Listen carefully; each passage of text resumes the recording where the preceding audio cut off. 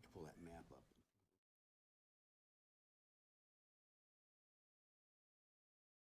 Everybody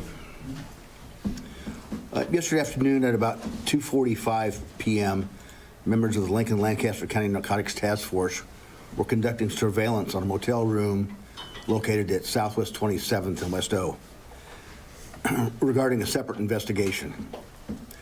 The task force members had left their position of surveillance and proceeded to the parking lot across the street of 123 Northwest 28th. An LPD investigator and a State Patrol investigator were in one vehicle. Another NSP investigator was in another vehicle. A black Chevrolet Impala with New York license plates, driven by 35-year-old Chase, that's C-H-A-C-E, Abney, A-B-N-E-Y, followed the task force members from their position of surveillance at the motel to the parking lot. The officers, who were wearing vests and badges identifying them as law enforcement, exited their vehicle to make contact with Abney, giving loud verbal commands to exit the vehicle. Abney, who is 6'4" and 240 pounds, resisted the officers, refused to comply with the commands, and pulled a 9mm pistol pointing it at the officers. One round was fired from that weapon. One trooper and the LPD officer returned fire, striking Abney. First aid was performed by the officers, and Abney was transported to an area hospital in critical condition with gunshot wounds. Abney has Lincoln ties and was in Lincoln for about 1 week. The pistol he had was reported stolen yesterday in Norfolk. Abney had outstanding warrants from Arizona for disorderly conduct with a firearm and drug possession warrants out of New York and California, none of those warrants being extraditable. He also had 3 protection order violations, domestic violence protection order violations out of New York.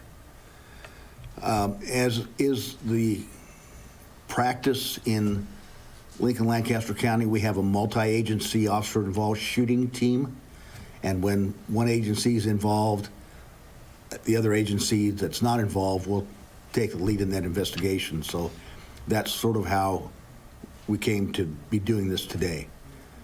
I'll let Chief Ewens take it from here. I don't have anything right now. You don't have anything? Okay. Colonel? We're open to questions at this Open for questions. Oh, real quick. Yeah, we'll show that. This is the map of the location, the surveillance. Okay. The surveillance was being taken place at this motel on the south side of O Street. The shooting happened in this parking lot right here on Northwest 28th Street. So across the street and in that parking lot. So he followed the entire way? Yes. Was the surveillance on Abney? No. It was a separate narcotics investigation that was taking place. Do you have an updated condition on him this morning? As far as I know, it's still critical. So he Yes. wasn't the subject of an investigation prior to yesterday's shooting? No. This is the vest that the police officers were wearing. At least one of them was wearing a vest, and 2 of them were wearing the lanyard like Chief Jackson is wearing there. And then that is the pistol that Abney had. Was he in his car when he shot police? I don't know that. Will those photos be sent later? No. Yeah, we sure can. So it said 1 round was fired from Abney's firearm. Was it aimed at law enforcement, or did he just have the firearm like out in a window? He had pointed his weapon at the officers. I don't know exactly at what point that round was fired. Yes, sir. What did the round that he shot hit? We haven't located that yet. It didn't strike any of the law enforcement vehicles or the law enforcement officers. From your preliminary investigation, does it appear that what happened was justified from the law enforcement standpoint? Well, that's a little too early to tell, but it certainly appears, yeah, from preliminary information, it appears that they were justified in their actions. Did you find a shell casing from his gun? We recovered his shell casings from his pistol, yes. Do you know, The projectiles are what we have not recovered. do you know how many shots actually hit him, I do not. or where he was struck? I'm not going to say at this point. Was he shot multiple times? He was shot more than once. Was he under the influence of anything that you? I don't know. aware of? Don't know. Did you find anything else inside of his vehicle? We have what, and I don't know what that is. There was some meth and marijuana and a marijuana pipe. Some meth, marijuana, and a marijuana pipe. Okay. Do you know what the situation up in Norfolk was with the stolen gun? No, and I don't know when that weapon was actually stolen. It was reported yesterday, but I don't know when it was actually stolen. So we got some work to do there. Abney had been living in New York. He had a Nevada driver's license and was back here for a family function. Is there any explanation of why he, if he wasn't under investigation, why he followed your, the task force members over to the other parking lot? I'd be guessing if I told you, and you can guess as well as I can. I don't know the answer to that question. Have you ever had anything like that happen with your task force people? Where somebody else has come up that you're not investigating and then confronts you like that? I don't know. I can't think of one off the top of my head. Did he have the officers that he followed? It sounds like he just followed them to another parking lot, and then the officers gave verbal commands, but did he confront them? He was still in his vehicle, and they gave him verbal commands to exit the vehicle. They couldn't see it. The heavily tinted windows couldn't see inside. And you say that he was a guest at the motel as well? He followed them from the motel, or?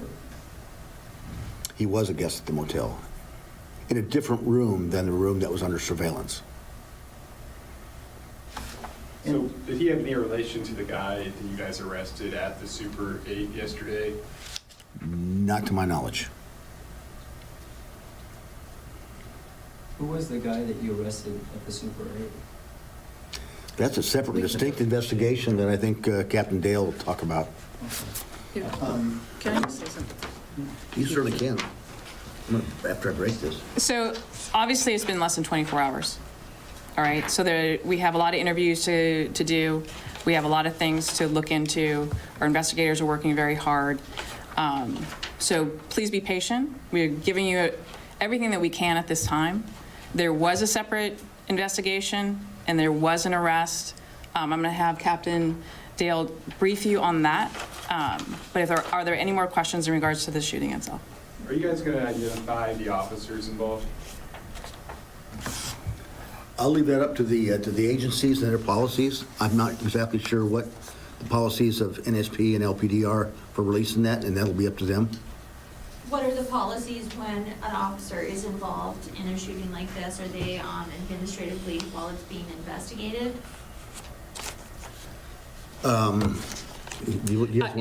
Yeah, so they're on administrative leave per our policies. In regards to releasing an officer's name, we have to be very careful. As we go into the investigation, we learn more about the individual, whether there's additional connections, whether it be gangs, things like that. We do an assessment to see whether or not there's a threat against the officers or the families. So we have to be very careful how we go through this process. And so we'll do that assessment, and then we'll have that conversation. Because it involves so many agencies all within the county and then the state, who's going to be investigating, who is in charge of investigating not just the crime, but the officer involved shooting? Does that make sense? Yeah, so the sheriff actually stated that earlier. We have the three of our agencies actually work together in this task force.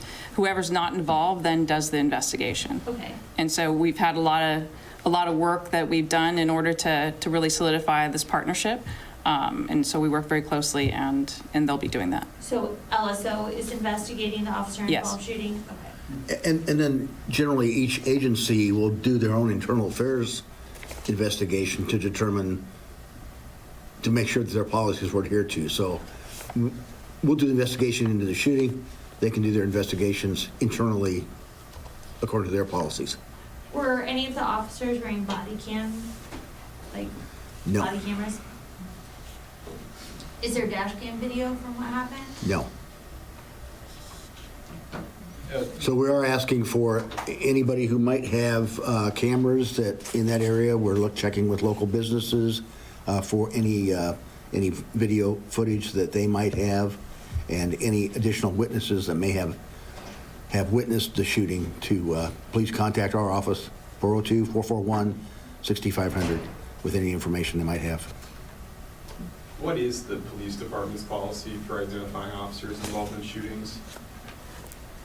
It's going to be up to really me, looking at the assessment, looking at the threat against the officers that could be posed. You know, it may go to grand jury, and so we can't give you information until we understand where it's going to be going.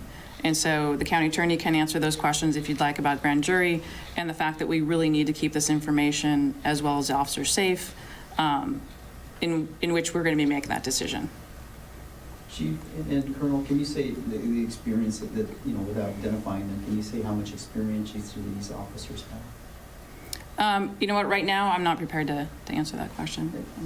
And the other question is, I mean, how fortunate are you that nobody else got hurt, or your officers didn't get hurt? You know what, it's, they go out there all the time, the task force, and they risk their lives every single day, and they do a great job. And this is just another example of the great job that they did. You know, when drugs are one of those things that we just don't know what people's behavior will be. And so understand that it's hard to understand why someone would go after the police officers, but it doesn't make sense. Drugs don't make sense. And so when somebody's under the influence, and if this person is under the influence, we'll find out. And then hopefully, you know, once that person recovers, if they recover, then we can get the entire story about why they did what they did. But right now, it's less than 24 hours into this incident. We need to be patient, and we need to allow our investigators to do their work. Colonel Bolduc, what's the state patrol's policy for identifying officers? We do not release the names of officers involved in officer-involved shootings. We never have, and that policy is not likely to change anytime soon.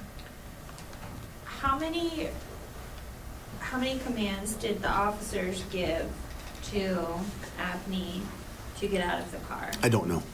I don't know the answer to that question. You might remember that I think the last officer-involved shooting we had in Lincoln was the same scenario.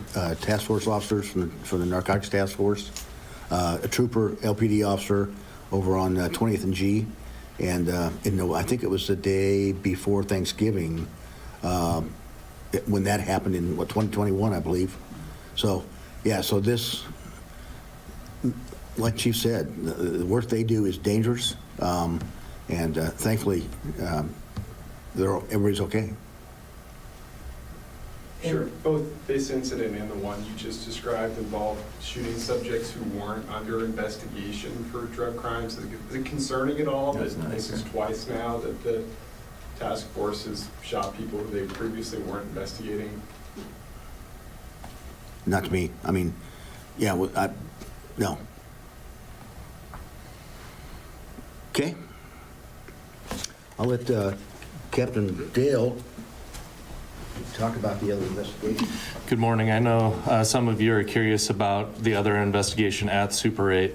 So about a half hour after the shooting took place, there were investigators that observed a 25-year-old male named Dylan Johnson in the parking lot of Super 8 and observed him to discard multiple bags of marijuana onto the ground. They contacted him, took him into custody without incident, subsequently served a search warrant in his hotel room, and recovered approximately 1 pound of marijuana, 1 pound of methamphetamine, a half pound of marijuana, and about 5 grams of cocaine, as well as a AR-style rifle. And Mr. Johnson was lodged in jail for 4 felonies. Where's he from? He's from Lincoln. Okay. Was he staying at the hotel that was under surveillance? Yes, he was. What's the name of the hotel? Super 8. Is he the reason you guys were over there yesterday? I can't really comment on that just yet. At some point, we'll discuss that further, but there's still other components of that, of what we were doing surveillance on, that we need to look into. What was your name? Ryan Dale. I'm the commander of the Lincoln-Lancaster County Narcotics Task Force. Thank you. Any other questions?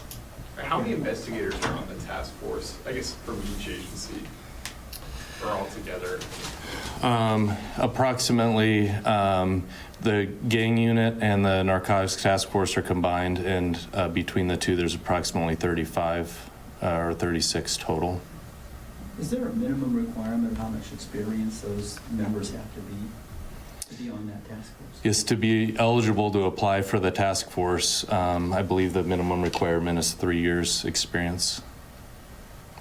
All right, thank you, everybody. Before you all go, can anybody talk about the capital situation?